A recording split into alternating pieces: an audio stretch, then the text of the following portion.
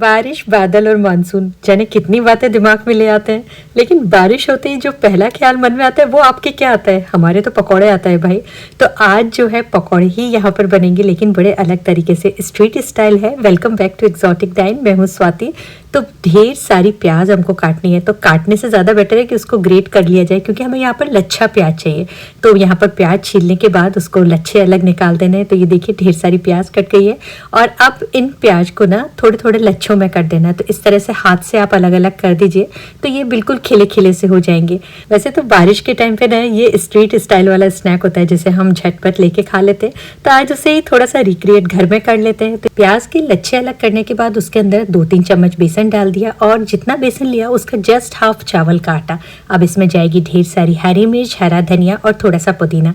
इन सब चीज़ों को आपको अच्छी तरह मिलाना है, लेकिन उसके पहले मसाले मिलाने ज़रूरी है। तो लाल मिर्च लेनी है, सौंफ पाउडर बहुत अच्छा लगता है, थोड़ी सी हल्दी ले लीजिए, थोड़ा चिली फ्लेक्स और नमक।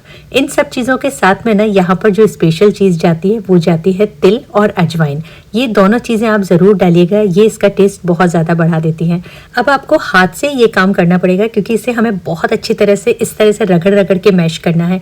ये इसलिए करना है क्योंकि इसमें नमक हमने डाला है, तो प्याज जो है वो नमक के कारण थोड़ा सा पानी रिलीज कर देगी।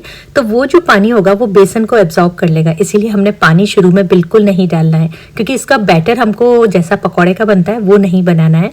तो इस तरह से आप हाथ से अच्छी तरह से इसको मिक्स कर लीजिए, और जितना पानी की ज़रूरत पड़े थोड़ा थोड़ा सा पानी इसके अंदर डालते जाइए। इसका हमको एकदम थिक बैटर रखना है। जब इस तरह की बॉल जैसी बनने लग जाए तो समझ लीजिए अब पानी की ज़रूरत नहीं है।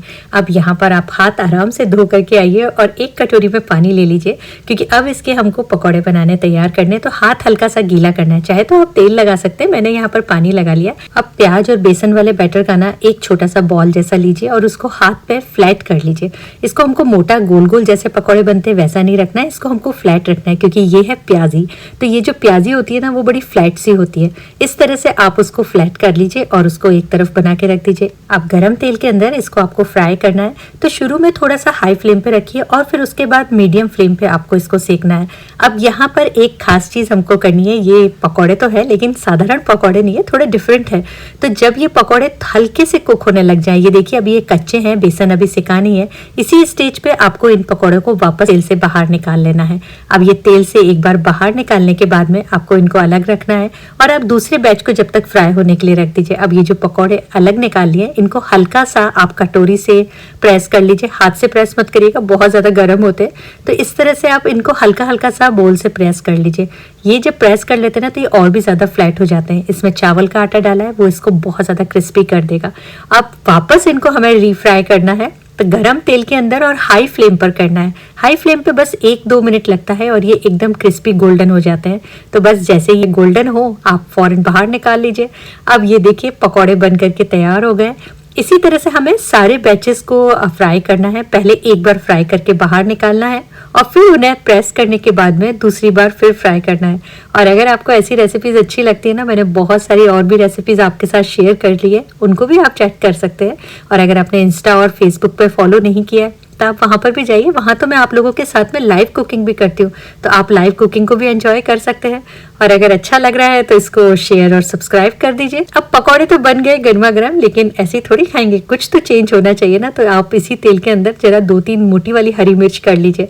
अब एक मसाला और बनाना है। उस मसाले में यहाँ पर मैंने चाट मसाला लिया और लाल मिर्च, उन दोनों को मिक्स करके रख लिया है। और अब प्याज के पकौड़े हैं, प्याजी है तो थोड़ा और प्याज, तो यहाँ पर प्याज को वापस थोड़ा हाथ से मैंने उसको अलग अलग कर दिए लच्छे, और अब वो उसके ऊपर धनिया डाला, और वो जो स्पेशल मसाला बनाया उसको डाला, और इन सबको अच्छी तरह से मिक्स कर लिया। अब इसको हम एक तरफ रख देते हैं बोल के अंदर रख के।